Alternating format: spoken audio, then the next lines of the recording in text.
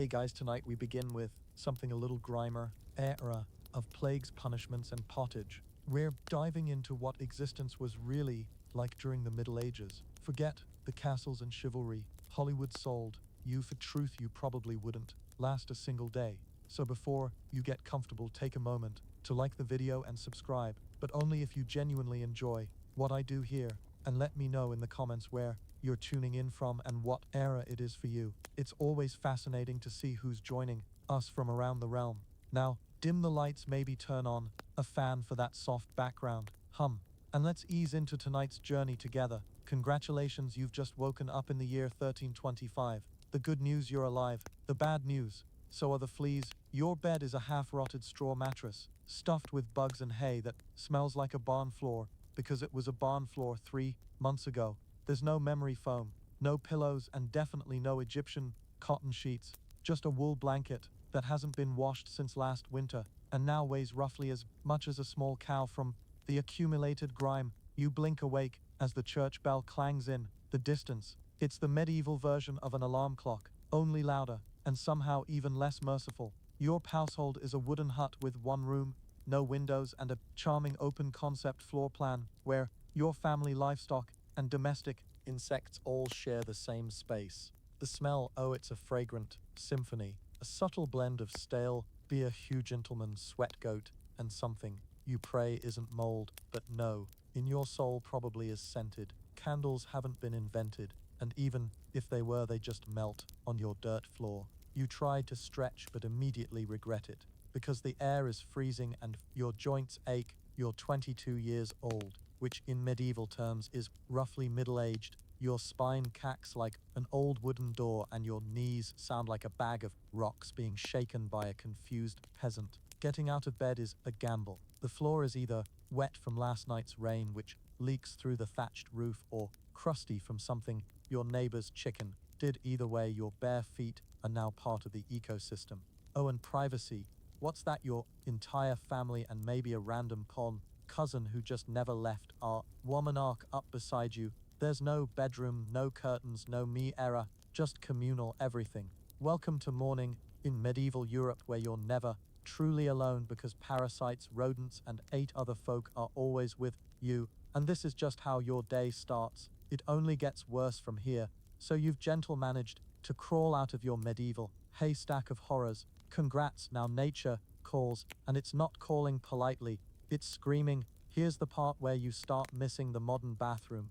There's no toilet, no seat, no toilet paper, no flush. Not even a mildly resentful plunger in the corner. In the 14th century, relieving yourself is an adventure, of social experiment, and often a small public event. If you're a peasant, your bathroom is likely a wooden bucket behind the house, which is already full because Uncle Wolf Stan had a rough night after eating bad turnips. The smell is biblical. You hold your breath, do your business, and then here's the kicker. Toss it into the street. Yes, the street. You're supposed to shout something like Gardaloo before dumping it out the window. That's old French for watch out below, although frankly, no one ever moves fast enough. Streets in medieval towns are open sewers, a charming river of Hugh Gentleman, waste animal droppings, and enigma liquids you'd rather not examine. If you're lucky enough to live in a town with public latrines, congratulations. You get to sit shoulder to shoulder with strangers in an outhouse where privacy is a myth and ventilation is a cruel joke. You might make small talk, but try not to breathe too deeply. Toilet paper, never heard of it. Most folk wipe with straw, leaves, rags, moss, or if they're feeling especially indulgent, a scrap of wool. Some eras, nothing at all, which might explain why handshakes weren't popular yet. And if you're in a castle, surely it's better, right? Well, sort of. You might have a guard robe, a hole in the wall that drops your waist directly into the moat. Great idea, except that your enemies know this, and yes, attackers. Summers climbed in through the waste chute. Talk about entering through the back door. So whether you're a farmer or a baron, medieval toileting is a humiliation ritual. It's cold, it's public, it's dangerous, and it's never not disgusting. One slip on a wet stone path, and you're face first in Hugh Gentlemanity's leftovers, and you still haven't brushed your teeth, but we'll get that next. You survived the toilet. You deserve a reward, right? Maybe a nice breakfast, something warm, delicious, Comforting? Sorry, this is medieval Europe. Nothing is comforting here. Breakfast, if you can call it that, is a grim affair. There are no eggs Benedict, no coffee machines sputtering awake, and certainly no avocado toast. You sit down or squat near the fire to a wooden bowl of something that looks like it was scraped off a muddy boot. Welcome to your daily ration of pottage. Pottage is a thick, gloopy stew made of whatever you can find. Grains, root vegetables, maybe a few beans if you're lucky. It's been simmering in the same pot for days, summers, weeks, and new ingredients are just dumped on top of the old ones. It's less of a recipe and more of an ongoing edible experiment. On the side, a hunk of bread so hard it could deflect arrows. It's made from coarse rye or barley, flour often bulked up with sawdust, ground up acorns or other creative ingredients. Because wheat is a rich gentleman's fantasy, this loaf is not your friend. You don't slice it, you negotiate with it. What about drinks? You're not sipping orange juice or an oat milk latte.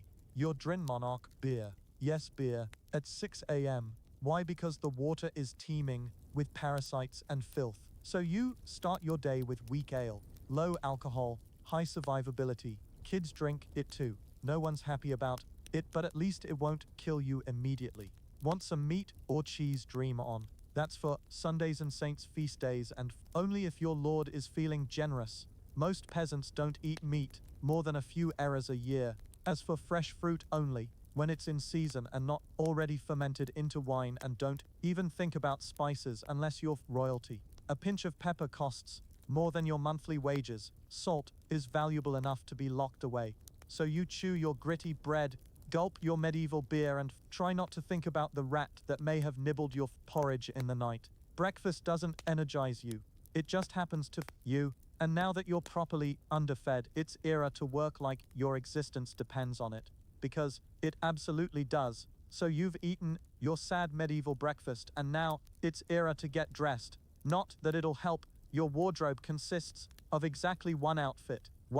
It's a rough wool tunic or linen shift that you've worn every day for months, possibly years. There's no such thing as seasonal fashion. There's point. Just wear this until it disintegrates or gives you a fungal infection. Underwear optional. If you're lucky, maybe a linen under tunic. If you're not well, you're going congentalmando under layers of scratchy, sweaty wool, all lovingly stitched together by someone who probably had no idea what a seam was supposed to look like. There's also no washing machine, no soap, and absolutely no dry cleaner in sight. So your clothes are stained stiff and scented like a compost pile that's been left to marinate in a pigsty. Even if you wanted to wash them, it's not easy. You'd have to haul water from a river or well, heat it over a fire, scrub your tunic on a board with ashes, or lie and hang it in the sun, which is out approximately 3 days a year. And don't get me started on shoes. If you own any, they're made of untreated leather, barely stitched together, and offer as much arch support as a banana peel. Most peasants just go barefoot through mud, through dung, through medieval landmines, aka sharp rocks and disease puddles. All this means one thing: your skin hates you, itch constantly, fleas, lice,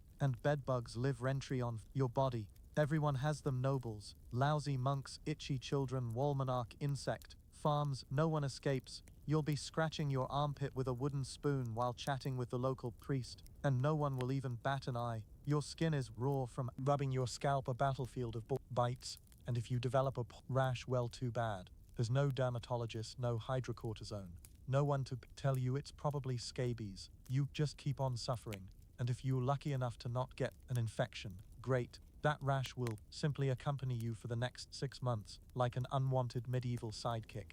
Now that you're dressed in misery and wrapped in discomfort, it's era to head outside and start wormonarch yourself to demise. Now that you're fully dressed in itches and damp wool, it's era to flash that morning smile. Except you don't, because in the Middle Ages, smiling is a dangerous game, not emotionally, dentally. There's no toothbrush, no toothpaste, no mouthwash, no floss. The concept of oral hygiene is about as popular as bathing, which is to say not very. Some folk might chew on a twig or rinse with wine or vinegar, but for the most part, your teeth are on their own, and they're not doing well. By the era you hit your mid-20s, your smile looks like something pulled from a haunted crypt. Cavities are rampant, gums are swollen, and those aren't just food stains on your teeth. That's decay. You have more rot in your mouth than a medieval root cellar. Sugar, while not yet everywhere, is becoming more common among the rich, imported at great cost, mostly used in small cakes or to show off wealth. If you're a noble, congratulations, you get to rot your teeth faster than the peasants. If you're poor, you'll do it slowly over era with fermented bread, gritty porridge, and years of hard chewing. Toothaches, get used to them. They're like medieval weather, always there in the background, the kind of suffering that makes you consider praying Drin Monarch or pulling the tooth out yourself with a pair of pliers. And that's not a joke. That was the actual treatment. Dentist didn't really exist, but barber surgeons did, yes. The same guy who cuts your hair is also pulling your MERS out by candlelight with an iron hook and zero anesthesia. Infected tooth. Hope you like fevers, because without antibiotics it can easily turn into sepsis and kill you from a toothache. That's right. The same thing that sends us to a pharmacy today could be your funeral in the 1300s. And there's no relief on the social front, either. Kissing good luck, halitosis, bad breath is everywhere. If you're single, you're not judged by your smile, you're judged by your land and your livestock. In short, your mouth is a battlefield, and it's losing the war. Now that your teeth are throbbing, let's head outside, because your real job, the one that will break your back, is just getting started. Time to head to work. Except there's no office, no desk, no coffee break, and no chance of promotion. Your job, if you're like 90% of the population, is simple. Don't die while laboring for someone else's comfort. You're a peasant. Congratulations. That means you work the land that belongs to a lord who probably doesn't remember your name. You rise with the sun and stop only when it disappears behind the trees. Your tools, a wooden hoe, a rusty sickle, and whatever bones are still intact in your body. There's no weekend, there's no clock monarch out. There's only sunrise to sunset, 6 days a week. Sunday is off, but only if you're not harvesting, fighting off raiders, or praying feverishly for your infected toe to stop turning black. The work is brutal. Fields are plowed by hand, or with oxen if you're rich enough to afford one. You dig ditches, sow seeds, pull weeds, and carry water until your spine begins to resemble the letter S. No one cares if you're tired. No one's as monarch how your mental health is doing. If you're a lady, surprise, you don't just do field work, you also care for children. Clean, cook, spin wool, feed animals, and pretend your husband's lice infestation isn't slowly migrating to your side of the bed. Children, they start helping out around age 5. No school, no toys, just a tiny wooden rake and a dream of one day not dying of the flu. And if you're one of the few who isn't a farmer, maybe you're a blacksmith, a tanner, or a cooper, great. You still work with fire, chemicals, or animal guts all day in poorly ventilated sheds. The pay, basically survival. The perks, occasional bleeding, break a bone. Too bad. Get a fever drink, some warm beer, and keep going. You can't afford to stop, not even for a day, because if you don't work, you don't eat. And if you don't eat well, medieval Europe has a solution for that. It's called being replaced. So you grip your shovel, ignore the blisters, and keep digging. Because in the Middle Ages, your job isn't a career. It's a slow motion endurance test. Now that your back is on fire from laboring in the fields, let's talk about the weather. Because in the Middle Ages, temperature is less about seasons and more about ongoing punishment from the sky. Let's start with winter. There's no insulation, no central heating, and no weathering, just wooden walls with gaps you could throw a chicken through, your windows covered with cloth, not glass, the fire in the hearth, nice in theory, but you don't have enough firewood to keep it going because wood is expensive, and gathering it from the forest is some eras illegal. Yes, you can be executed for pick monarch, up the wrong stick from the wrong forest. You bundle up in your one damp wool tunic, huddle near the dying embers, and still wake up with your nose frozen, your feet per gentlemanly cold, often damp, your fingers so stiff they feel like tiny medieval popsicles. Frostbite isn't diagnosed, it's just called bad luck. Now fast forward to summer. Sounds better, right? Wrong. In summer, your household turns into a clay oven. There's no fan, no cross breeze, and absolutely no deodorant. You sweat through your layers, but you can't remove them because showing too much skin is scandalous and also invites sunburn, insect bites, and social judgment. The flies are out in full force, attracted to your unwashed body, and the smell of last week's goat stew that's still fermenting in the corner. Mosquitoes buzz by your ear while you sleep. assuming you can sleep through the sound of your neighbors yelling and babies crying. In the fields, the sun bakes you. No sunblock, no hat, unless you fashioned one out of straw, like a desperate scarecrow. And the worst part, you still have to work. Heat stroke is just called terminarch, a bad turn. So you're either shivering in your own advil, wondering if your toes will make it to spring, or you're sweating through your only pair of socks, while your thighs chafe into oblivion. And the one thing that never changes, no matter the season, your clothes still itch, your food is still terrible, and your next job still waiting. Welcome to climate control, medieval style. There is none feeling thirsty, need to freshen up, want to splash a little water on your face to wake up from this damp fever dream of existence. Too bad. In medieval eras, water isn't your friend, it's trying to murder you quietly. Let's start with Drin Monarch. The nearby stream looks fresh, bubbling and clear, like something out of a fantasy movie. But, spoiler alert, it's not. Upstream, someone just dumped a chamber pot into it. And if not that, then a dead pig is probably decomposing in it. Parasites, bacteria, and the entire microbial army of medieval Europe are waiting in every sip. That's why folk drank beer. Yes, beer, even children. But before you imagine medieval kids doing keg stands, understand that it was small beer, weak in alcohol, strong in survival. Brewing boiled the water so it was safer than whatever flowed through the town ditch. Wine was another option, if you were rich enough to afford it and unconcerned with functioning properly before noon. What about bathing? Surely water was used for cleaning. In theory, yes. In practice, absolutely not. See, back then folk believed bathing actually opened your pores and let the disease in. That's right. Washing yourself was considered medically risky. You were cleaner, apparently, if you never removed the protective layer of filth caked onto your skin. Communal baths did exist, but they quickly gained reputations as places for gossip, scandal, and some eras full-on medieval extracurriculars. So naturally the church got involved and shut gentlemanly down. Even if you did want to bathe, it was a full production. You'd need to fetch water from the well, boil it over a fire, fill a wooden tub that leaked, and then pray no one else in the house used it before you, or worse, after fear. And rainwater collected in open barrels where birds poop, insects breed, and moss thrives. Sounds refreshing, doesn't it? So whether it's going in your mouth, on your body, or onto your crops, water in the Middle Ages is less of a existence source and more of a gamble. One wrong gulp and you're spending your final days sweating in a straw bed, clutching your stomach and contemplating all your existence choices. Next era, you sip, tap water, raise a glass for our ancestors. They didn't have the luxury of hydration without hazard, so you drank the water. Or maybe you didn't. Maybe you just stubbed your toe on a rock shaped like disappointment. Either way, you're sick. You need help. You need a doctor. Too bad you live in the Middle Ages, where medicine is really just polite torture with a theology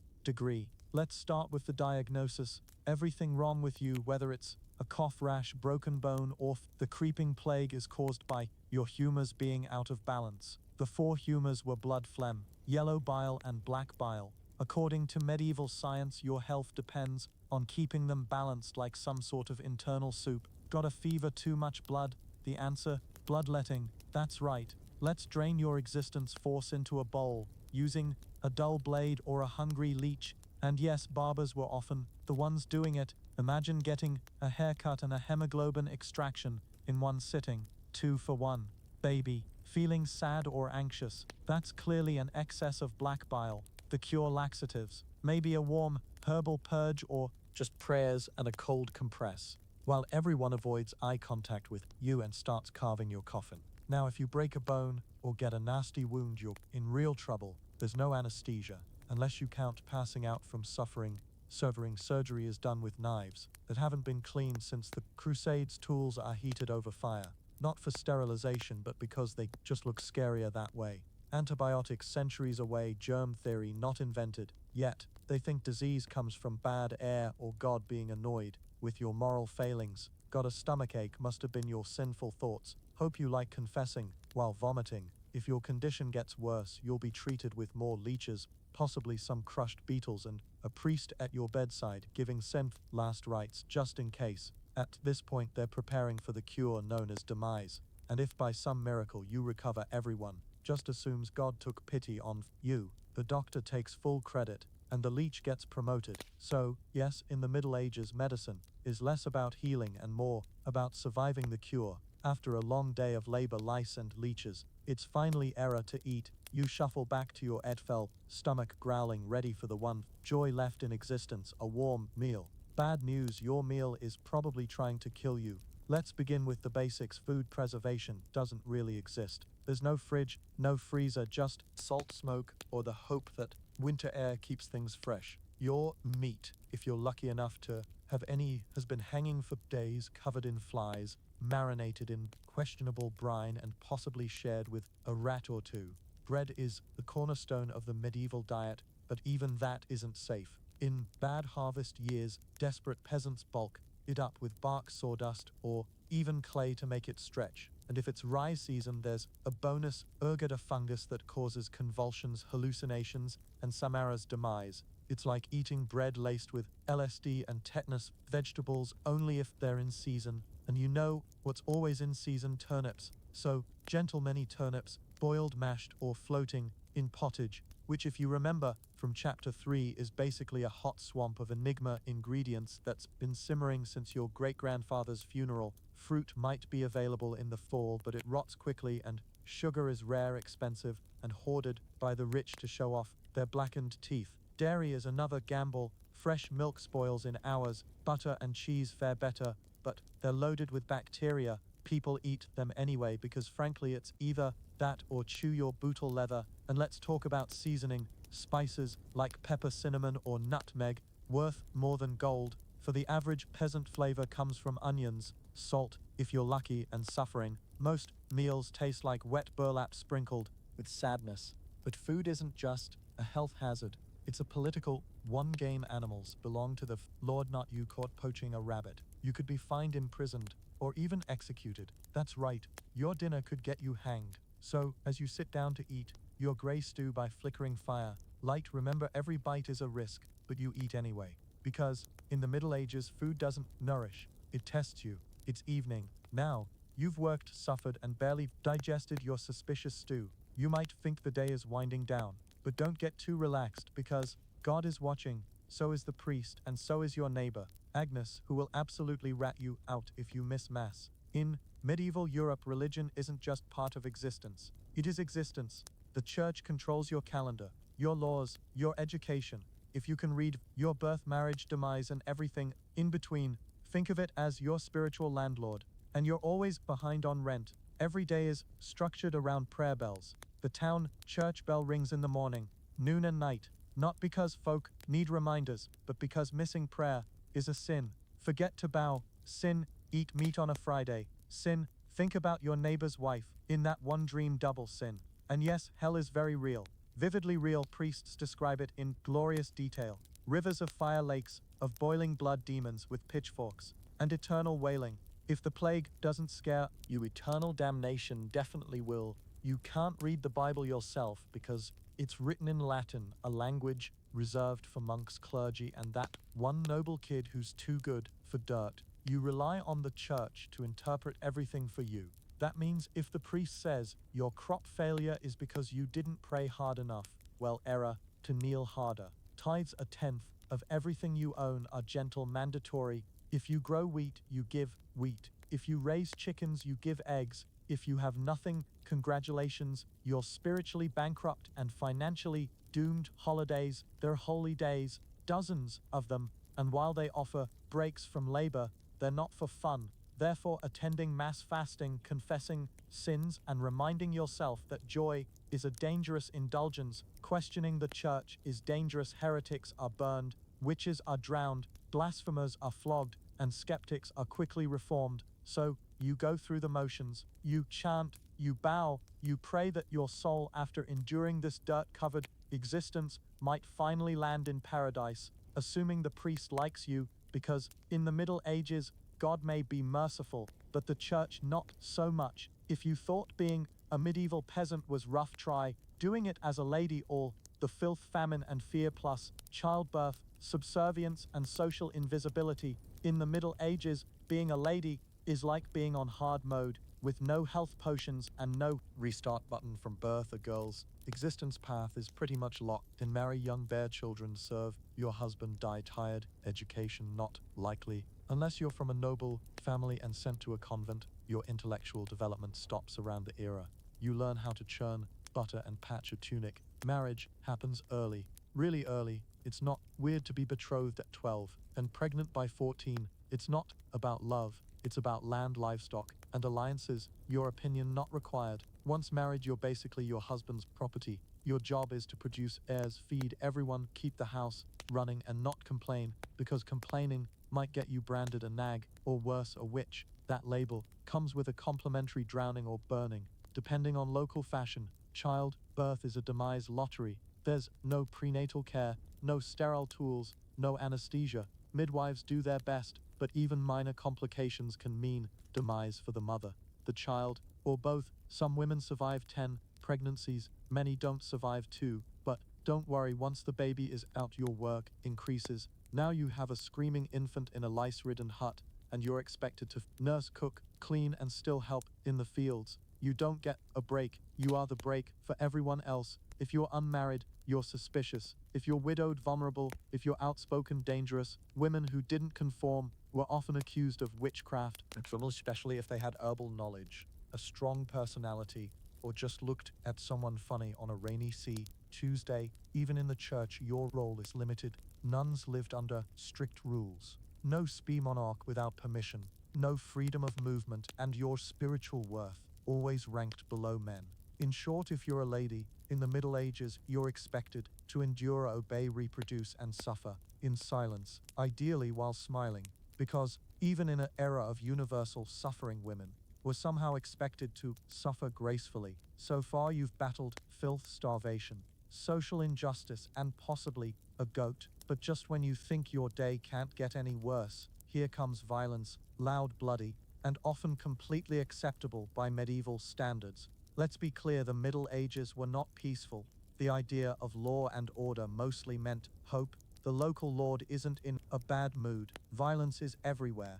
In the household, in the streets, on the battlefield, in church disputes, and summarize in line at the communal bread oven. Crime is common. Punishment is brutal, and justice is more purfurgent. Laments art than protection. Steal a loaf of bread, you could lose a hand. Accused of lying, your tongue might get pierced. Gossip too much, meet the scold's bridle. A metal mask strapped to your head with a bar in your mouth for correction, of course. Let's say you're accused of something serious. Heresy, theft, witchcraft. How do you prove your innocence? By being tortured, obviously. Welcome to trial by ordeal. One version, you stick your hand in boiling water to retrieve a stone.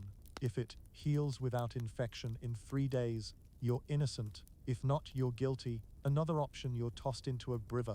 If you sink, you're innocent and probably dead. If you float, you're guilty and will be punished. Anyway, it's like a medieval game show where the prize is survival and the host is actively rooting against you. And if you're sentenced to demise, that's a public event. Executions are performed in front of cheering crowds, hangings, beheadings, burnings, summaras, folk bring snacks. It's the medieval equivalent of cable TV. Domestic violence, completely normal. Husbands were allowed, even expected, to discipline their wives and children. Street fights commonplace. You could be beaten just for luminarch the wrong way at a noble's horse, and war always simmering. Local feuds, territorial disputes, religious crusades. Someone's always marching off to stab someone else in the name of honor, God, or boredom. Violence isn't a breakdown of society in the Middle Ages. It is society. Everyone lives with the constant knowledge that existence is fragile, justice is arbitrary, and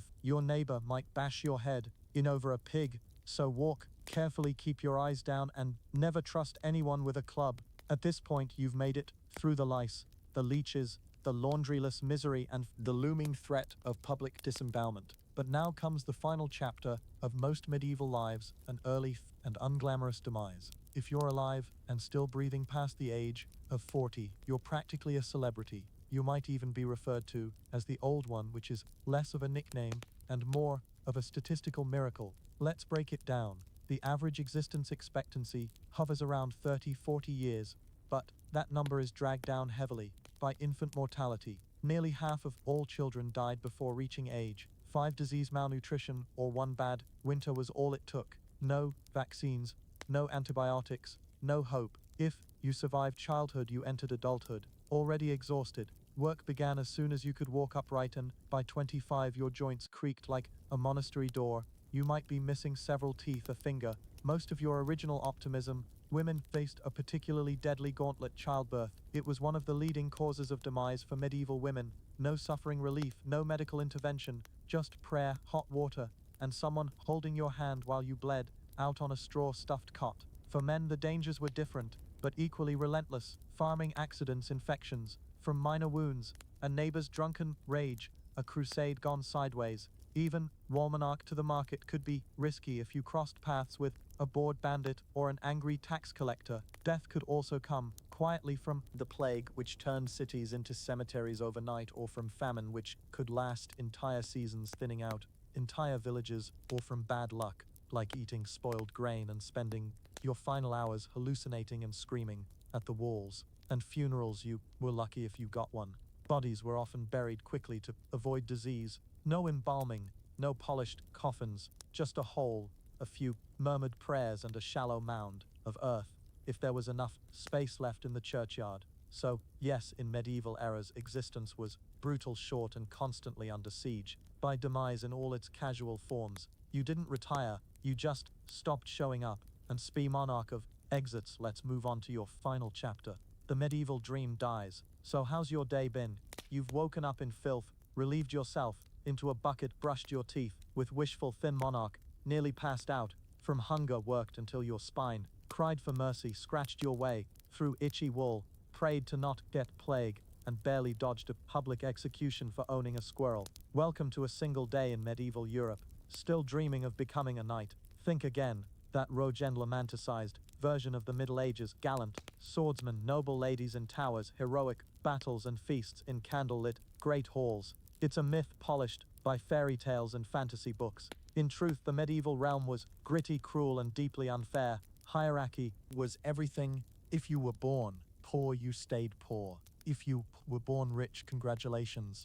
You had a better chance of surviving, but you were still one bad soup away from dysentery and a hasty burial. Even the nobles weren't immune to misery. Castles were drafty stone, refrigerators filled with fleas, smoke, and politically motivated marriages. Sure, you had a fur cloak and a goblet of wine, but also a 50% chance of dying in a skirmish, or from an infected splinter. Not exactly luxury. The simpler eras weren't simple. They were relentless. Everything took longer. Everything hurt more. Everything from childbirth to chewing came with consequences. Life was survival, not leisure. And if you did find a quiet moment to think, to dream, to imagine something better, there wasn't much you could do with it. No upward mobility, no modern medicine, no internet to Google. What's this weird rash? You lived, suffered, worked, and died within a 10 mi radius of where you were born. But here's the wildest part. Through all of this, folk still laughed, sang songs, told stories, fell in love, and found meaning, not because existence was easy, but because huge gentlemen are stubborn, like that. Even in the grimest chapters they made space for light. So tonight, when you slip into your clean bed with indoor plumbing, antibiotics, and central heating, maybe say a quiet thank you to the modern realm, and to your ancestors who fought rats, famine, and feudalism, so you wouldn't have to. Long before she was Catherine, the great empress of all Russia, mistress of reform and icon of ambition, she was simply Sophie, born Sophie Federica Augusta von Anhallust in 1729. She was the daughter of a relatively obscure gentleman princely family.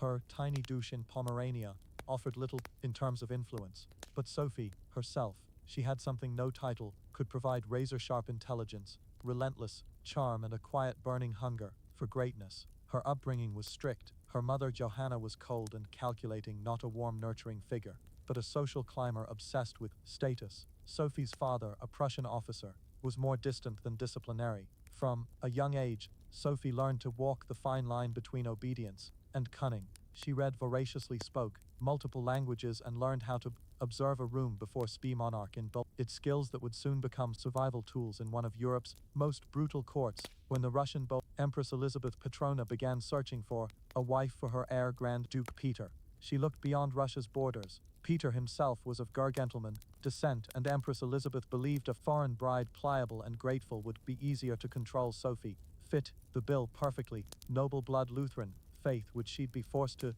abandon, and a reputation for both grace and humility. At just 14 years old, Sophie was summoned to Russia. She arrived in the freezing capital of St. Petersburg in 1744, wearing thin gentleman fabrics and a diplomatic smile. Her mother pushed her forward like a chess piece. Sophie, however, had her own game in mind. To become acceptable in Russian society, she converted to Orthodoxy. Tamonarch the name Ekaterina, Alexa Catherine. The ceremony was public, symbolic, and existence-altering. She converted to Orthodoxy. Tamonarch the name Ekaterina, Alexa Catherine. The ceremony was public, symbolic, and existence-altering. She wasn't just changing religions, she was burning the bridge behind her, stepping into a foreign empire with no way back. No one watching that quiet teenage girl in a fur-trimmed coat could have predicted what would come next: betrayal, revolution, enlightenment, and empire. But from the moment Sophie stepped foot in the Russian court, she stopped being a pawn and began planning how to become a sovereign. Catherine's marriage to Grand Duke Peter was meant to secure her place in Russian royalty, but from the very beginning it felt more like a cage than a crown. Peter, heir to the Russian throne, was not the dashing prince of fairy tales, awkward, immature, and obsessed with toy soldiers. He was far more interested in playing war games in his chambers than governing an empire or showing affection to his new wife. Some accounts even suggest he refused to consummate the marriage for years. He idolized Frederick the Great of Prussia and resented the Russian court that had adopted him. In contrast, Catherine embraced Russia with a fierce determination. She learned the language, studied its Italian, and memorized Orthodox rituals. She wanted to belong. Peter wanted to escape. This mismatch wasn't just emotional, it was political. The Russian court was a viper's nest of gossip, paranoia, and brutal influence games. Empress Elizabeth still ruled with absolute authority, but her health was in decline. Everyone knew a transition was coming, and everyone had an agenda. Catherine was watched constantly. Her letters were read, her friendships monitored, and her every move scrutinized. She couldn't trust her husband, her mother, who was still whispering in her ear on behalf of foreign interests, or even her servants. In this realm, alliances could turn into accusations overnight, but Catherine was no fool. She learned to play the court's games quietly, cultivating allies in the shadows. She charmed military officers, made friends with scholars, and developed a reputation for dignity and restraint, a stark contrast to her husband's childish tantrums and open contempt for Russian traditions. Behind closed doors, Catherine began reading Enlightenment thinkers like Voltaire and Montesquieu. While others saw her as a young consort, she was building a vision, not just for herself, but for Russia, a nation of strength, education, and reason. But there was one problem. The longer Peter lived, the longer Catherine remained in limbo, a influenceless wife to a gentleman unfit to rule. So she waited, observed, and planned. She knew the Russian throne wouldn't be inherited. It would have to be taken. In 1762, after nearly 2 decades of waiting, watching, and quietly gentleman hoovering, Catherine saw her moment and seized it with breath. To monarch precision, Empress Elizabeth had died, and Peter III was finally Tsar. But his reign began unraveling. Almost immediately, in just a few short months, Peter alienated the church, offended the nobility, insulted the army, and lavished praise on Prussia, Russia's longer enemy. He reversed key policies, humiliated the clergy, and talked openly about divorcing Catherine to marry his mistress. The court, already wary of his erratic behavior, turned cold. The army, filled with generals loyal to Catherine, grumbled in corridors. Even ordinary Russians, devout and patriotic, saw Peter as a foreign puppet who mocked their traditions. Catherine, watching all of this unfold, made her move. In July of that same year, while Peter was away at his summer palace, Catherine launched a bloodless coup d'etat, supported by key military officers, including her lover Gregory Olaf and his influential brothers. She rode through St. Petersburg in full regalia, was proclaimed Empress Catherine II, and won the allegiance of the influential Imperial Guard. Peter, caught off guard and without allies, surrendered within days. He was taken into custody and shortly after found dead under mysterious circumstances. Officially it was reported as a hemorrhoidal colic, unofficially it was murder. Catherine was now empress, not by birth, not by marriage, but by will, wit, and audacity.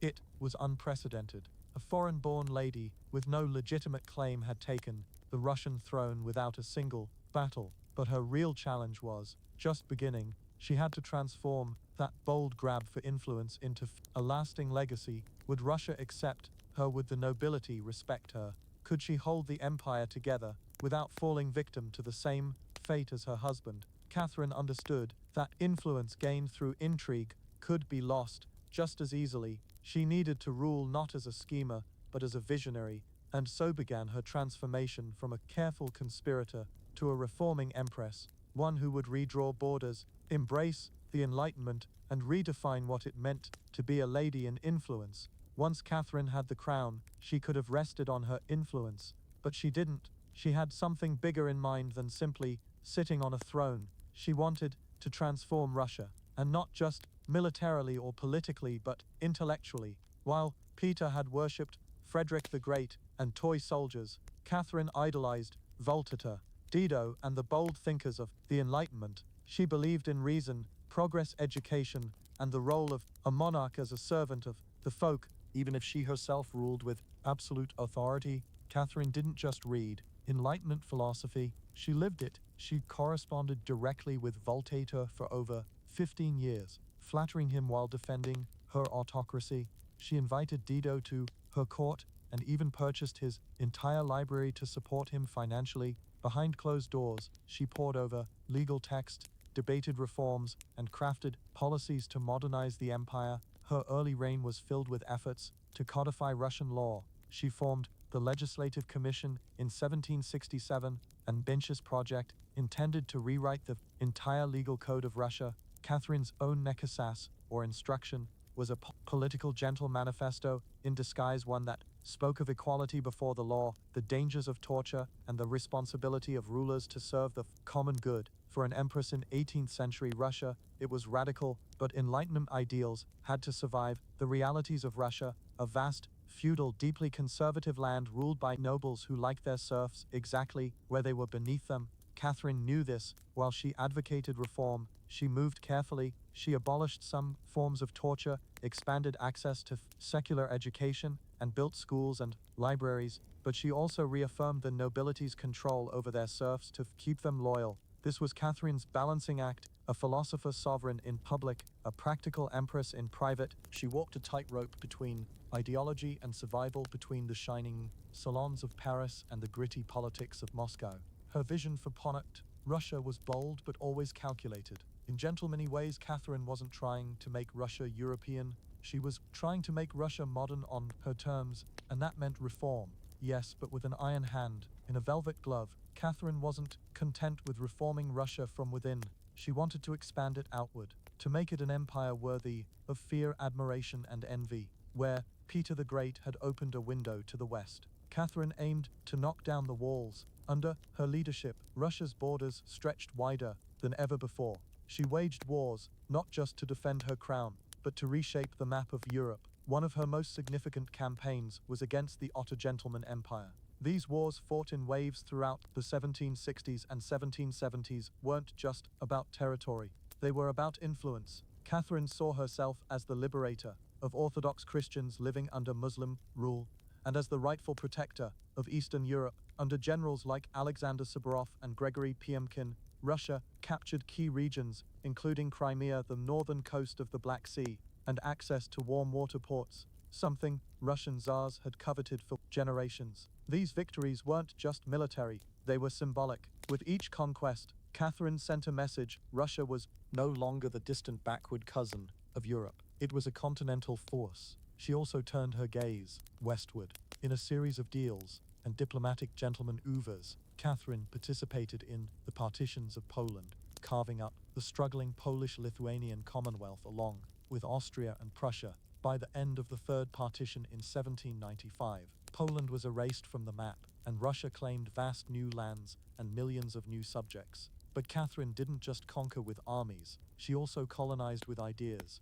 New cities were built, trade routes were expanded, gentlemen settlers were invited to cultivate Russian farmland. The empire became a mosaic from the icy Baltic to the sun-drenched shores of the Black Sea, and through it all Catherine remained the central force, reading reports, issuing orders, and personally overseeing the shape of her expanding empire. Critics would accuse her of being influence-hungry, even imperialistic, but to Catherine, expansion wasn't ambition, it was destiny. A great ruler, she believed, was measured not just by ideas but by borders. She didn't just want to rule Russia, she wanted to remake it as a civilized empire, feared by its enemies, respected by its peers, and loyal to her alone. For all her brilliance and influence, Catherine the Great was just as famous for what went on behind palace doors. And no, not all of it was whispered in libraries. Catherine's private existence became one of the most talked about aspects of her reign. She had lovers, not just one or two, but a carefully curated parade of them, gentlemen decades younger, often handsome, and some eras politically influential. She didn't hide them. In fact, she often rewarded them with titles, estates, and pensions if they behaved well. If not, they were quietly dismissed, some eras with a polite thank you and a promotion. Among the most important of these lovers was Gregory P.M. Pinken, a gentleman as brilliant as he was bold. Their relationship blurred the lines between gentleman's politics and partnership. Some historians believe they may have even married in secret. Together, they shaped military campaigns, colonization projects, and the transformation of southern Russia. PM Pink wasn't just a lover, he was her co-ruler in gentlemanly ways. Still, Europe couldn't look past the scandal. Gossip swirled, satirical pamphlets suffering cowed her as lustful, insatiable, even unhinged. And after her demise, the rumors only got worse, the most infamous being the completely false and grotesque tale involving a horse spread by her enemies to smear her legacy. But why the obsession? Simple. Catherine was a lady who wielded influence unapologetically, and in a realm where female rulers were expected to be either saintly virgins or tragic figures, she refused to play the role. She lived, loved, and ruled on her own terms, and that made her dangerous. Ironically, while her critics' suffering did her as immoral, Catherine herself was deeply philosophical about love and sexuality. She believed pleasure was a natural part of existence and that personal relationships didn't have to threaten public responsibility. She separated emotion from governance, a feat few male rulers gentle managed. In reality, her liaison were often strategic. She surrounded herself with men who were loyal, capable, and politically useful, and when they ceased to be, she let them go, usually with a smile and a generous retirement. Catherine's love existence didn't weaken her rule, it was part of her strategy, a blend of passion and influence that made her unforgettable, envied and feared. For all her charisma and control, Catherine's reign was not without peril, and in 1773 that peril came in the form of a bearded Cossack named Ilon Pugachev. He was no ordinary rebel. Pugachev claimed to be none other than Peter III, Catherine's dead husband. According to him, he had survived a coup and now returned to reclaim the throne from the gentleman usurper. It was absurd. Peter was long gone, but to Russia's oppressed and exhausted lower classes, the claim didn't need to be true. It just needed to offer hope. Pugachev promised liberation, an end to serfdom, lower taxes, and land for the common folk. His words lit a fire across the Volga River region, especially among Saks peasants and old believers. In an era when the gap between nobles and serfs had widened brutally, his promises sounded like salvation. The Pugachev rebellion became the largest peasant uprising in Russian Hittite towns. Were taken fortresses, fell, nobles were slaughtered. For a terrifying moment, it seemed as if the empire itself might fracture. Catherine was shaken. This wasn't a foreign war she could win with cavalry and treaties. This was a revolt from within her own folk, rising against the system. She ruled, but Catherine didn't panic. She acted. She dispatched professional military forces to crush the rebellion ruthlessly. Pugachev's forces were defeated in 1774. He was captured, displayed in an iron cage, and eventually beheaded in Moscow, a public warning to all who dared follow. Afterward, Catherine doubled down on order and control. Her dreams of liberating the serfs quietly faded into silence. The rebellion had shown her the limits of enlightenment in a country still shackled by feudalism. She now leaned harder on the nobility, who offered loyalty in exchange for absolute control over their serfs. This was a turning point. The empress, who once quoted Voltaire, now prioritized stability over philosophy. Reform became cautious. Surveillance increased. Rebellion, even whispered, was to be stomped out before it had breath. Pugachev may have lost his head, but he left behind a warning that haunted Catherine. That influence, built on inequality, could only hold so long before the storm came crashing through. By the era Catherine the Great approached the final years of her existence, she had ruled Russia for over 3 decades longer than any female ruler in Russian Hittite. From the moment she seized influence, she had defied expectations, reshaped her empire, and redefined what a lady and a monarch could be. Under Catherine's reign, Russia became a true European influence house. Its territory expanded by over 200,000 square miles, swallowing Crimea, parts of Poland, and stretches of the Black Sea coast. These weren't just military wins, they were strategic pivots, securing warm water ports and reshaping trade. But her legacy wasn't only drawn on maps. Catherine left a cultural mark as well. She helped found the Hermitage Museum, amassed one of the greatest art collections in Europe, and corresponded with the greatest minds of the Enlightenment. Her court became a center of sophistication, art, and intellectual ambition. In a country often viewed as backward by Western Europeans, Catherine put Russia firmly on the cultural map. She modernized education, founding schools for girls, and promoted the printing of books. She introduced smallpox inoculation to Russia, even publicly receiving the vaccine herself, an act of scientific bravery in her era. Yet, her reign was also one of contradictions. While she admired Enlightenment ideals, she never freed the serfs. In fact, she extended serfdom deeper into Russia's territories. Her reforms, while impressive, remained mostly top-down, designed to polish the empire without truly transforming its foundations. Still, Catherine's rule brought stability and ambition. She understood that influence was not inherited. It was crafted, gentle-managed, and constantly defended. She ruled not by divine right, but by force of will, political brilliance, and relentless calculation. She was called gentle many things, a usurer, a tyrant, a reformer, a seductress, but above all she was effective. When she died in 1796, Russia was wealthier, larger, and more formidable than it had been in centuries. She left behind a throne secure, an empire expanded, and a legend that would endure for centuries. Catherine didn't just reign, she ruled with intellect, strategy, and an unapologetic grip on Hittale, and in doing so she became more than an empress. She became a myth. For all her influence, expansion, and enduring legacy, Catherine the Great was still at her core, a lady navigating a gentleman's realm and reshaping it in her image. Behind the imperial portraits and state decrees was someone deeply aware of how precarious her position was. She was not born Russian, she came to the throne through a coup. She ruled an empire that didn't want a lady in charge, and yet she not only endured, she thrived. Catherine was never content to be ornamental. She read, constantly wrote endlessly, and never stopped learning. Her daily schedule was intense. Hours of reading reports corresponding with foreign influences, editing state papers, and gentlemen aging a court filled with rival faction. She wasn't content to simply sit on the throne. She worked the throne like a stateslady born to it. She was also in gentlemanly ways lonely. She surrounded herself with courtiers, lovers, and artists, yet wrote in her memoirs of how few folk she could truly trust. Her son Paul, whom she distrusted and kept away from state matters, grew into a gentleman she feared would undo all her progress. Her greatest emotional partnership with Gregory Piemkin faded into deep friendship, but his demise in 1791 left a wound that never truly healed. Catherine crafted her image carefully. She understood the influence of narrative and wielded it better than most monarchs of her age. She posed as mother of Russia, enlightened monarch, warrior, empress, and lover of the arts. But beneath those roles was a lady who had endured rejection, betrayal, scandal, and rebellion, and kept going. When she died in 1796, she left behind an empire transformed, but also questions. Could she have done more to end serfdom?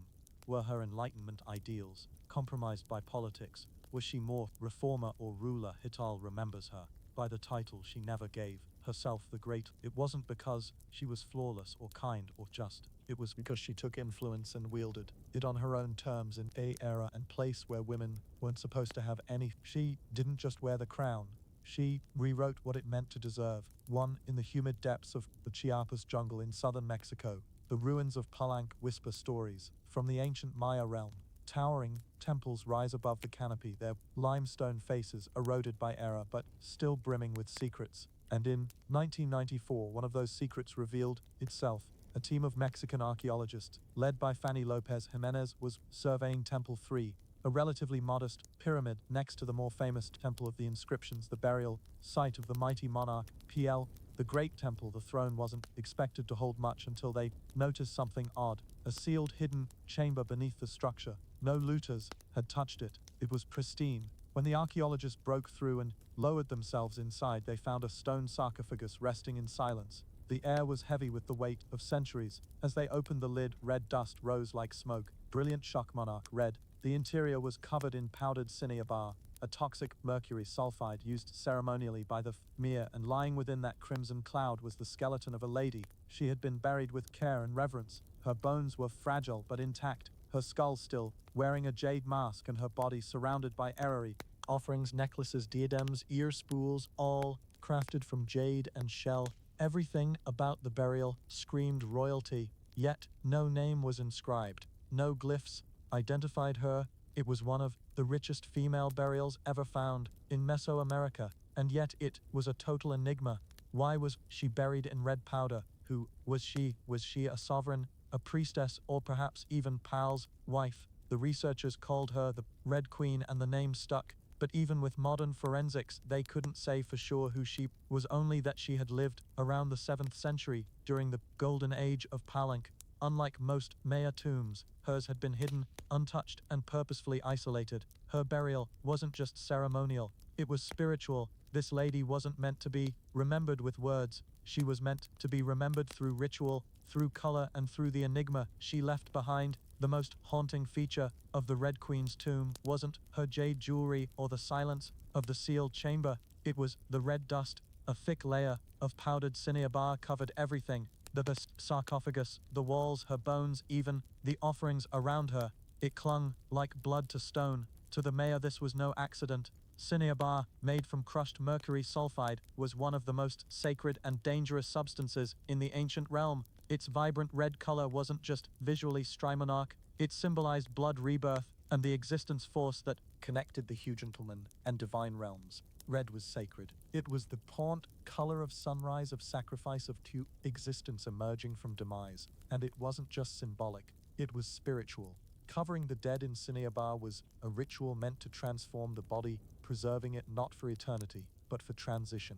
In Maya belief, demise wasn't the end. It was a passage, a crossing into another cosmic layer. And so the Red Queen, whoever she was being prepared, not just for burial but for deification. But there's another layer to this. Cinnabar is toxic. Repeated exposure can lead to mercury poisoning, tremors, hallucinations, even demise. The Mer likely didn't understand the chemistry, but they felt its potency.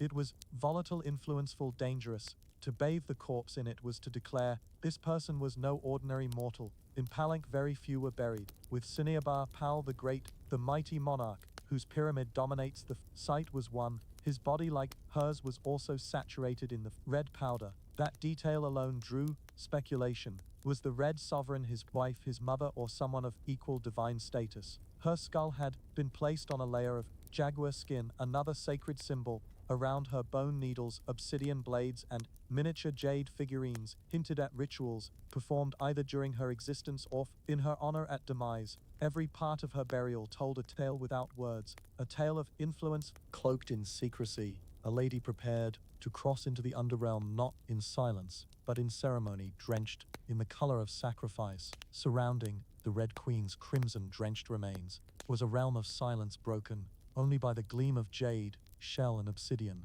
These were not mere ornaments. They were offerings, each one carefully chosen to accompany her on the journey to the Maya after existence. The Xibalba, at her sides, were jade necklaces, heavy and cold, their polished surfaces still radiant after 300 years underground. Jade was not just beautiful, it was sacred. The Maya considered it a symbol of eternal existence. It represented the green of maize, the vitality of the jungle, and the breath of the deities. Only the elite were buried with jade. For the Red Sovereign, it covered her chest, wrists, and ears, a clear sign that in existence she wielded influence, perhaps even divine favor. One of the most haunting objects was the jadearary mask, placed delicately over her face. Unlike the golden demise masks of Egypt, this one was subtle, constructed from dozens of tiny mosaic tiles, arranged to mimic the contours of her skull. The mask served a ritual functioned to protect the soul, to preserve identity, and to present her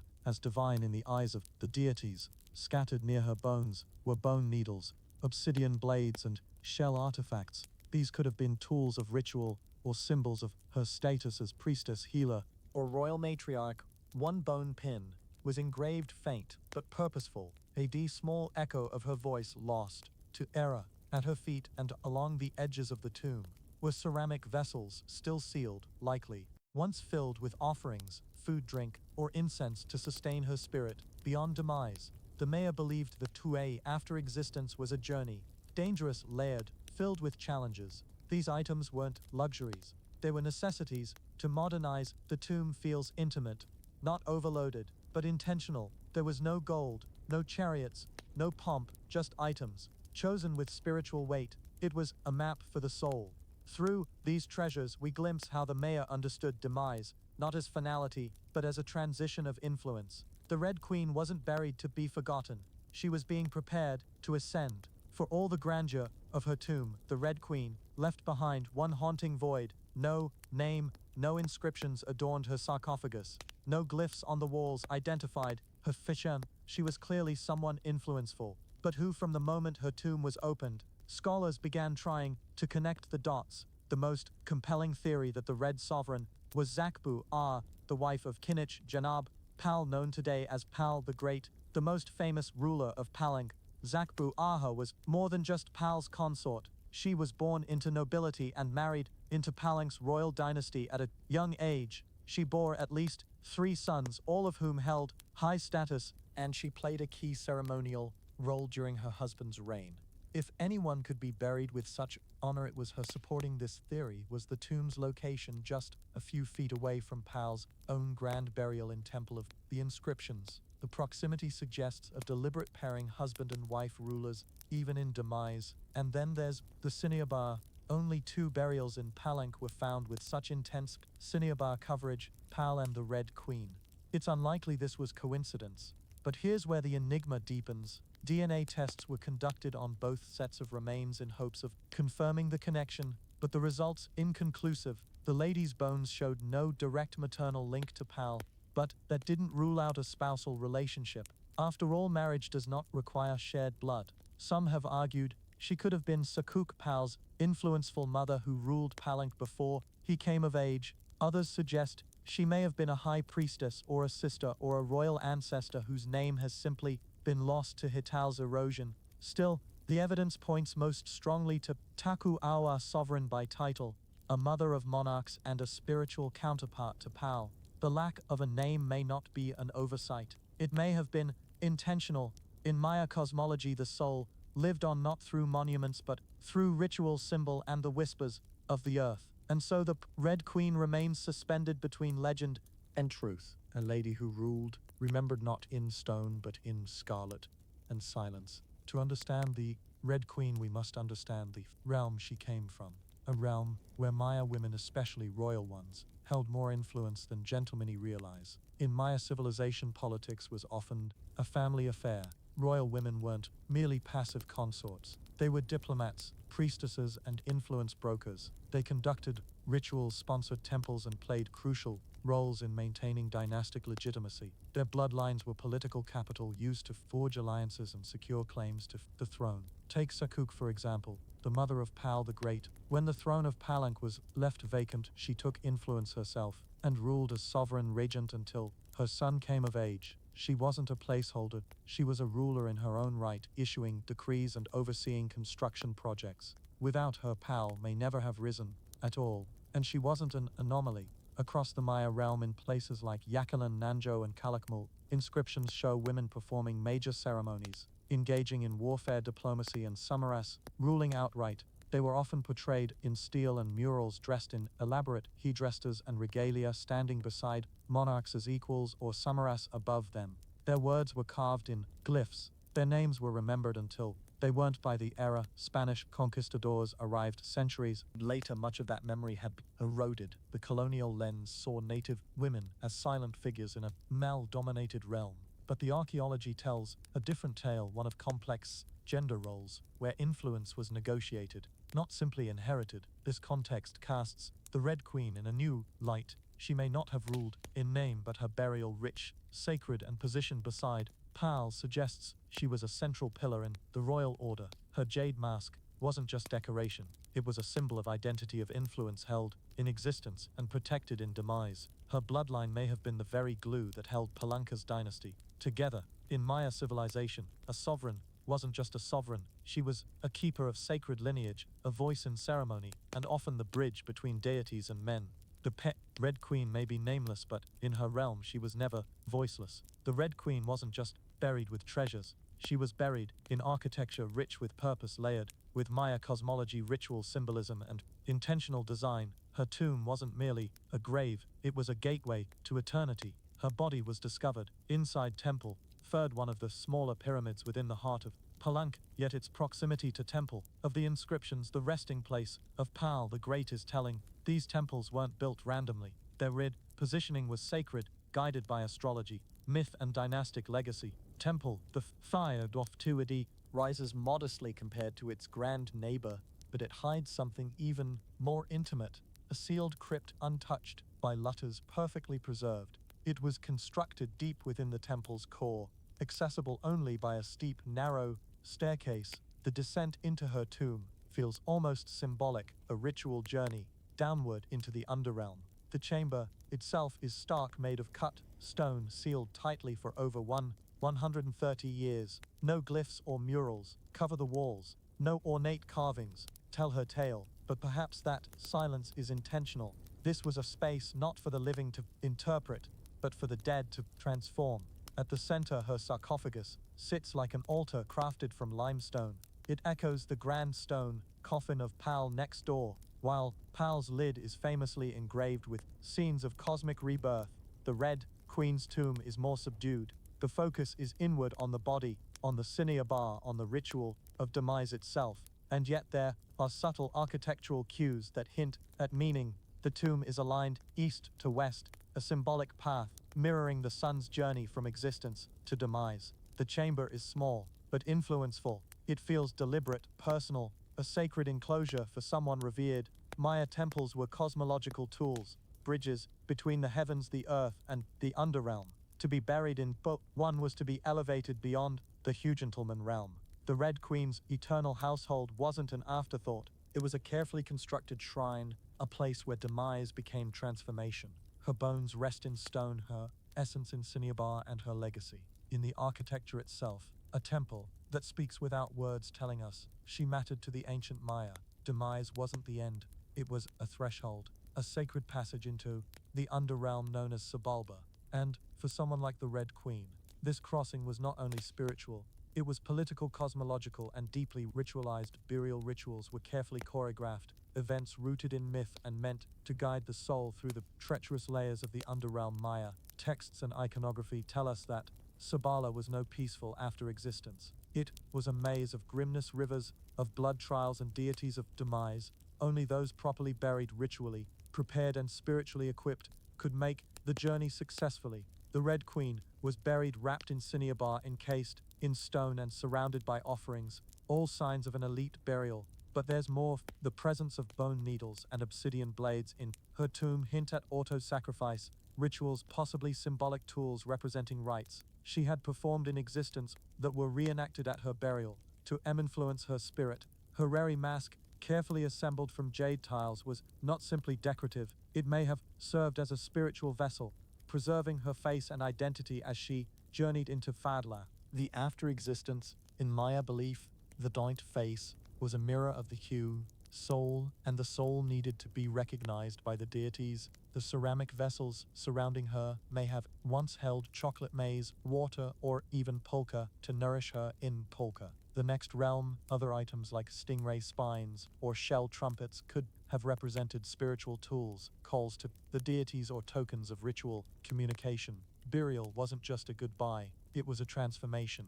The Maya believed in cycles, demise as seed, burial as planting, and the after-existence as rebirth. Kings and sovereigns were often seen as earthly incarnations of deities, and in demise they returned to those divine origins. The Red Queen, covered in the color of blood, entombed in a pyramid and honored with offerings, was being prepared for rebirth, not as a mortal, but as a being tied to the sacred order of the cosmos. Her burial wasn't the end of her tale, it was the beginning of her legend. Just a few steps away from the Red Queen's final resting place lies one of the most iconic tombs in Mesoamerica, that of Kinich Janab Pal, known simply as Pal the Great. His burial inside the Grand Temple of the Inscriptions is celebrated for its artistry, scale, and deeply spiritual symbolism. But what makes the Red Queen's tomb so extraordinary is not only what was inside, it's where it was found. Her sarcophagus was hidden within Temple 3, directly adjacent to Pal's monument in a city like Palenque, where every temple was carefully positioned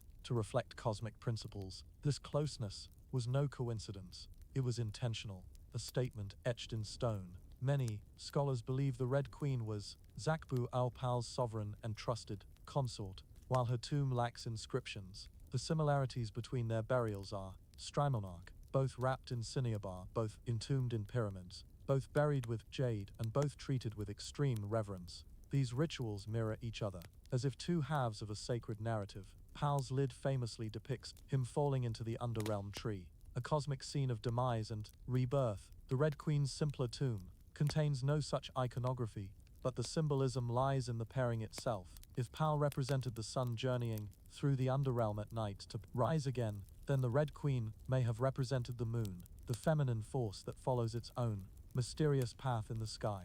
Together, they embodied a cosmic duality, masculine and feminine monarch and sovereign sun, and moon order and ritual. In Maya mythology, rulership was not singular, it was relational. Harmony in the cosmos required balance, and that balance extended into the dynastic court. By placing the Red Queen beside Pal, the Maya were preserving not just a marriage but a cosmic partnership. Their proximity and demise may have mirrored their roles in existence. Sovereign, not behind, but beside her, monarch sharing not just a throne, but a legacy in their tombs. They speak without words, two souls, wrapped in cinnabar and stone, joined across eternity. One of Hitalei's most sacred silences, though her name was lost to error. The Red Queen of Palenque endures, not as a forgotten relic, but as one of the most enigmatic and influential women of the ancient realm.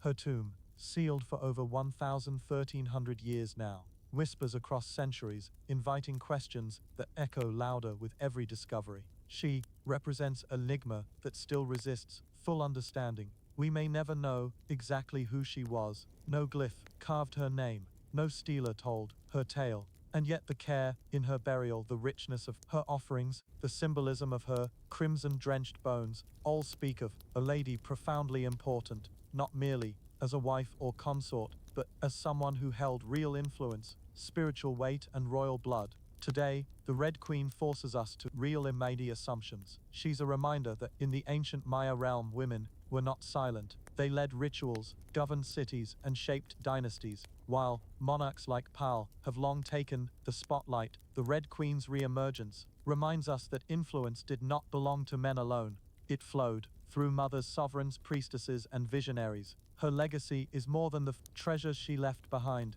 It's the conversation she started among archaeologists, historians, artists, and telltellers. Every jade bead, every layer of cinnabar, every bond architectural choice in temple that tells us something deliberate. This lady mattered, and perhaps that's the most extraordinary part of her tale. Not what we know, but what we still don't. The Red Queen teaches us that Hitala isn't just a collection of facts. It's a living puzzle, a shared gentleman longing to connect with the past. In that sense, her legacy is still unfolding. She lies wrapped in red, the color of existence and sacrifice of blood and rebirth. Her face, once hidden behind a jade mask, now stares back at us through science, art, and wonder. She remains nameless but not voiceless, mysterious but not forgotten. The Red Queen may have ruled a monarchdom in existence, but in demise, she rules something greater, our imagination. Her tomb was sealed in stone. Her tale was written in silence, and still somehow she speaks. Frida Kahlo was born on July 6, 1907, in the vibrant district of Coyoacán, then a village on the outskirts of Mexico City. Her childhood household, The Casa Azul, the blue house, was filled with color, contradiction, and quiet strength. It would later become a sanctuary, a battleground, and a museum to one of the most iconic artists of the 20th century. Frida was the third of four daughters born to Gilmo. Carlo, a gentleman Hungarian photographer, and Matilda Calderon, a devout Catholic of indigenous and Spanish descent. Her parents were opposites. Guillermo, reserved and intellectual; Matilda, religious and emotionally distant. Freda would inherit her father's introspection and artistic eye, but also her mother's fierce resilience. As a child, Freda was imaginative, outspoken, and bold. She read voraciously and asked questions most adults didn't want to answer. But at the age of 6, she contracted polio, which left her right leg thinner and weaker than the other, a physical difference she tried to mask with long skirts, but never allowed to limit her spirit. The illness left her bedridden for months and isolated from other children. During this era, she grew close to her father, who encouraged her to exercise, ride bicycles, and stay mentally sharp. Unlike most girls of her era, Freda didn't aspire to become a wife or a household maker. Her goal to become a doctor, she enrolled in the prestigious National Preparatory School in Mexico City at age 15, one of only a handful of girls accepted. There she stood out not just for her intelligence, but for her rebellious wit, radical thin monarch, and unique sense of style. She joined a group of young intellectuals known as the Cachuchas, who debated philosophy, literature, and politics. Freda was drawn to revolution, to ideas that challenged tradition. But even in those early years, before the bus crash that would define her body, and before the fame that would define her legacy, Freda Kahlo was already suffering herself into the point realm with sharp edges, unapologetic ideas, and an identity too big to fit inside anyone else's expectation. She wasn't just growing up in Koken. She was preparing to remake herself entirely. On September 17, 1925, Frida Kahlo's existence was split in two. The girl she had been and the lady she was forced to become. That afternoon she boarded a wooden bus with her boyfriend Alejandro Gomez Aras after school. They were laughing, teasing each other, and probably arguing. Frida never did anything halfway, but moments later the bus collided with a streetcar, and in an instant her future unraveled into suffering, metal, and silence. The crash was horrific. The streetcar crushed the bus against a wall, splintering wood and flinging passengers. Frida was impaled by an iron handrail. It entered her left hip and exited through her pelvis. Her spinal column fractured in 3 places. Her right leg shattered. Her foot dislocated. Her collarbone and ribs broke. Her shoulder was dislocated. Her abdomen was pierced. She was just 18 years old. A gentleman covered her with a borrowed overcoat. Someone else noticed her body was sparkling, not from blood, but from the gold powder she had been carrying in a pouch. It had exploded on impact, dusting her broken form in what looked like glittering ash. Frida was taken to the Red Cross hospital and underwent numerous surgeries over the following months. She spent weeks in a body cast, flat on her back, immobile, writhing with infection and uncertainty.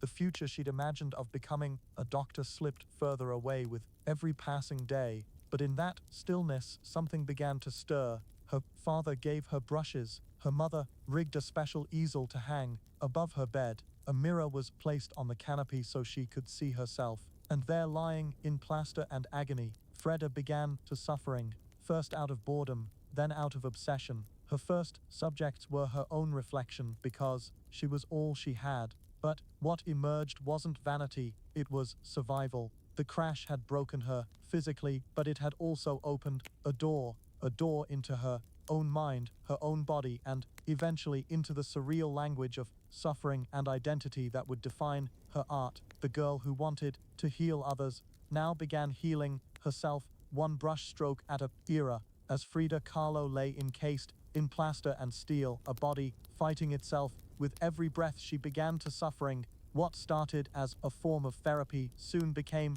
a language, and that language was deeply personal, brutally honest, and often hard to look at, which was precisely the point. Frida didn't suffering pretty flowers or polite landscapes. She suffering, her suffering, physical, emotional, and existential. Her first subjects were self-portraits, not because she was vain, but because, as she famously said, "I suffering myself because I'm so often alone and because I am the subject I know best."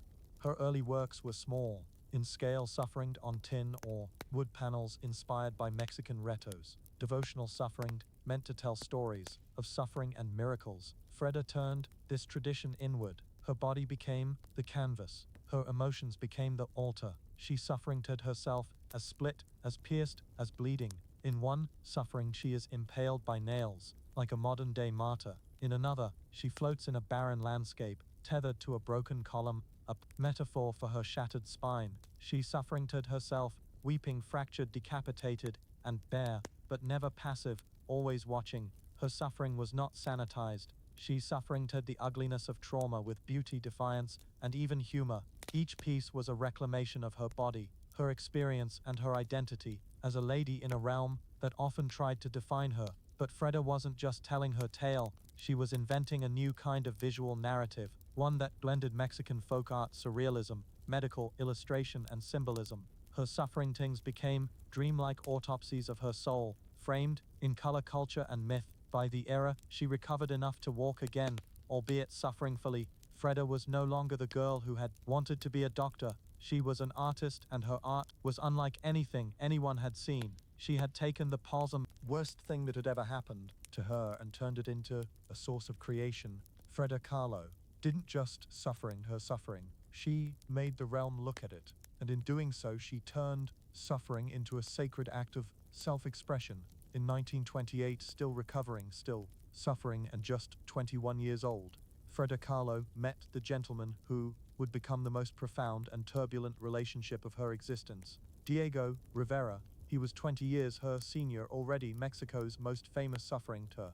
Massive in both stature and presence, Rivera was a giant of Mexican muralism, known for his sweeping, politically charged frescoes that told the tale of the Mexican folk. Freda had seen his work before. She admired it, but now she wanted his opinion of her work. She brought her suffering things to him at the Ministry of Education, interrupting his scaffolded work to ask bluntly, "Do I have talent?" Diego took one look and said yes, and not just out of kindness. He recognized in her something rare, an unfiltered voice, raw and unpretentious, full of rage, irony, suffering, and beauty. They began a relationship that was as consuming as it was creative. Freda once said, "I suffered 2 accidents in my existence, one in which a streetcar knocked me down. The other was Diego." They married in 1929, an odd pairing to outsiders. Diego, massive, unfaithful, politically famous. Freda, sharp-tongued, fiercely independent, already Walmonarch with a cane. Her parents called it a marriage between an elephant and a dove. Their bond was passionate but chaotic. Diego supported her art and encouraged her growth as a suffering-ter, but he was also endlessly unfaithful, even with Freda's own sister, Christina. Freda was devastated, and in return she took lovers of her own, both men and women, including rumored affairs with Leon Trotsky and suffering-ter Georgia O'Keeffe. They divorced in 1939, then remarried a year later with different terms. This era, Freda would keep her autonomy, her household, her money, her name. Their second marriage was less about traditional love and more about creative partnership and mutual understanding. Despite the betrayals and the heartbreak, Diego remained a constant force in Freda's existence. He challenged her, he wounded her, but he also believed in her as an artist, as a revolutionary, and as a lady who could redefine what suffering could be. Together they were not peaceful, but they were legendary. In the 1930s, Freda Kahlo followed Diego Rivera on a journey north to San Francisco, Detroit, and New York as he completed high-profile mural commissions. These years abroad brought her face to face with American industrialism, wealth, and the contradictions of capitalism, and they left her with deep political discomfort. Freda was a proud Mexican nationalist, a committed communist, and an admirer of indigenous traditions. The opulent she witnessed in the United States, especially while the Great Depression ravaged much of the country, only deepened her sense of disillusionment. In letters, household, she mocked the culture's materialism and obsession with appearances. She missed the grit, color, and contradiction of Mexico. While Diego suffering did enormous murals on factory walls, Freda began to feel suffering to smaller, quieter revolutions, deeply personal works on tin and canvas. Her style solidified, sharp, surreal, emotional, and intimate. It was during this era that she produced some of her most iconic self-portraits. Freda didn't just suffering herself for vanity. She sufferinged herself to survive. Her identity became her landscape, with her body constantly in suffering from her accident, multiple surgeries, and a failed pregnancy in Detroit. She turned inward. Her portraits showed her bleeding, fragmented, exposed. Yet, her face was always calm, always direct, unapologetic.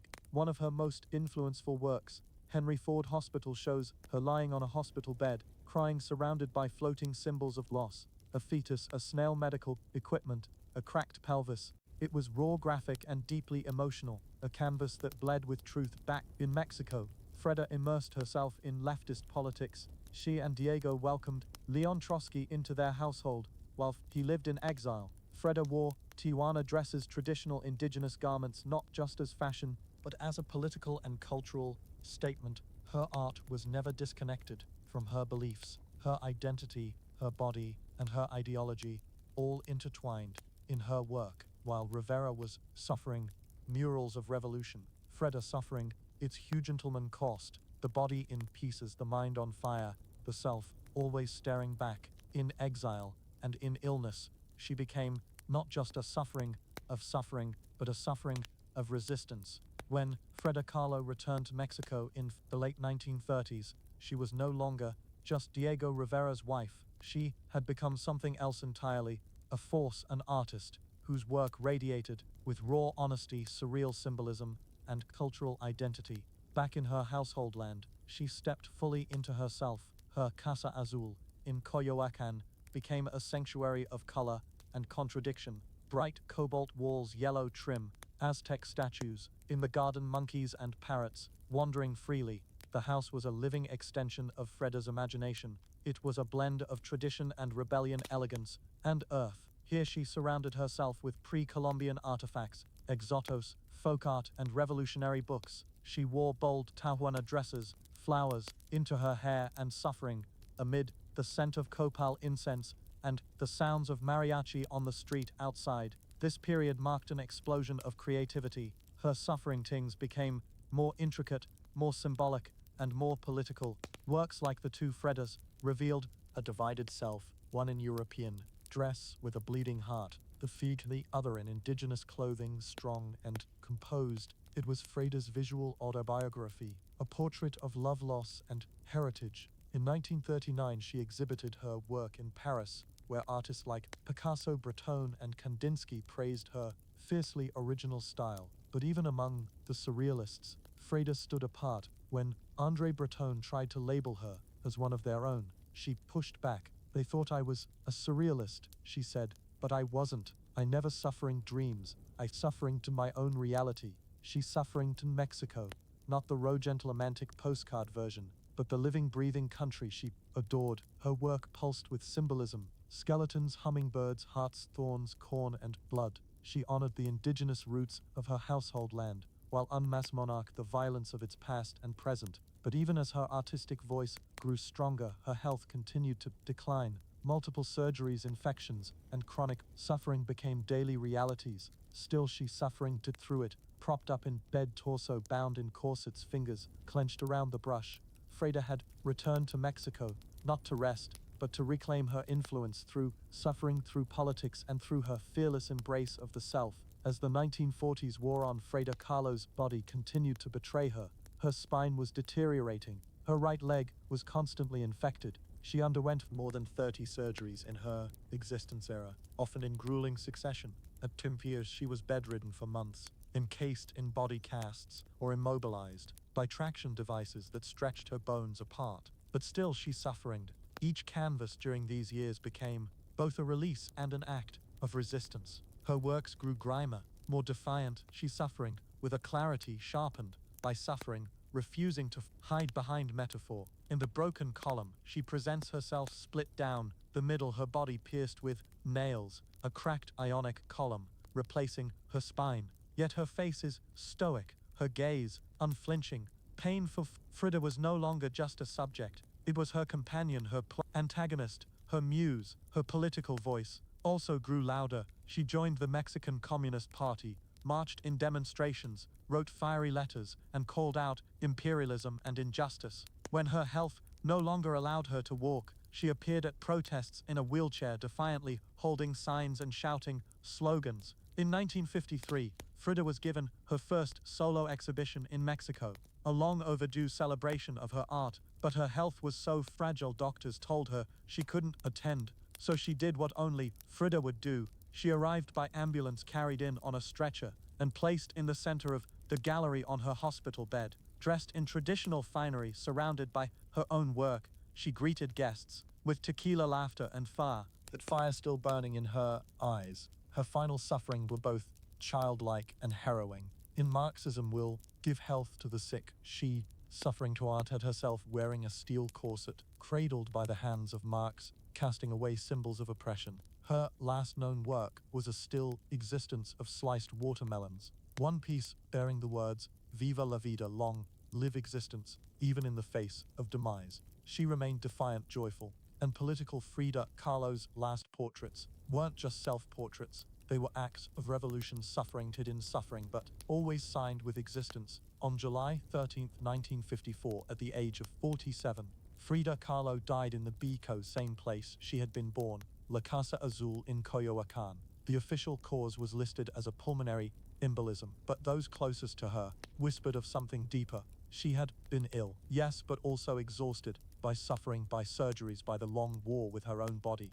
Just days before, she had attended a political protest against the CIA coup in Guatemala. Weak and wheelchair-bound, she insisted on going, her clenched fist raised in the air. Revolution remained her final heartbeat. Her last diary entry was brief, but piercing. "I hope the exit is joyful, and I hope never to return." Frida's funeral was held at the Palacio de Bellas Artes, Mexico's most prestigious cultural institution. Her body, draped in the red flag of the Mexican Communist Party, was watched over by friends, family, artists, and revolutionaries. Diego Rivera was inconsolable. He called her the greatest love of his existence, even as his betrayals had nearly broken her. But in the years that followed her demise, something extraordinary happened. Frida Kahlo refused to disappear. At first, her name was whispered only in art circles. Her works weren't easy to categorize, too political for surrealists, too surreal for traditionalists. But slowly her image, her tale, and her defiance began to resonate. Through the 1970s and 1980s,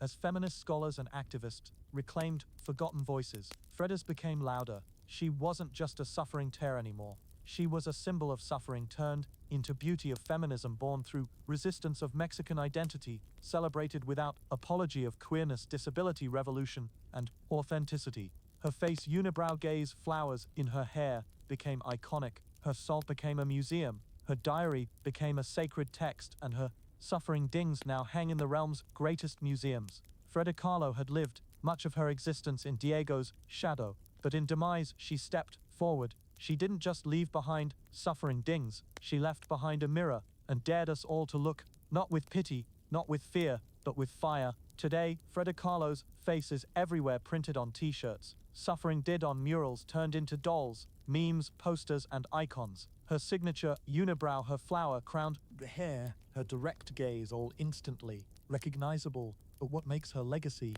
influenceful isn't just that folk know. Her face is that they recognize the truth behind it. Frida didn't try to be flawless. She didn't fit into boxes. She wasn't conventional, and she didn't care to be. In a realm that did gentleman's perfection, she gave us realness, raw, messy, vibrant, angry, joyful, contradictory realness. She celebrated what made her different, her thick disability, her queerness, her politics, her culture, and turned it into art that transcended borders and decades. She's become more than an artist. She's a global symbol of defiance, feminism, cultural pride, and creative resistance. For queer communities, she's a fearless bisexual icon who lived openly and unapologetically in an era that demanded silence. For women, she's a reminder that influence doesn't require permission. For disabled artists, she's proof that suffering can fuel the brush, not stop it. And for Mexico, she's a daughter, reclaimed, fierce, folkloric, and forever part of the national soul. Her suffering dins, once dismissed as too strange or too personal,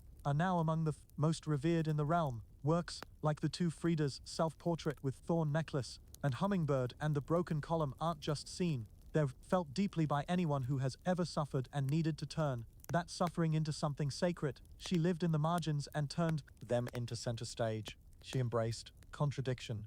a communist who wore gold, a lady betrayed who loved again, a body in pieces with a soul unbreakable. And through it all, she suffered not just with color, but with conviction. Frida Kahlo never asked to be a symbol. She simply told the truth about herself, and in doing so told the truth for millions of others who had never seen themselves reflected in art before. Now when we see her face, we see courage, we see color, we see resistance, we see Frida not gone but immortal.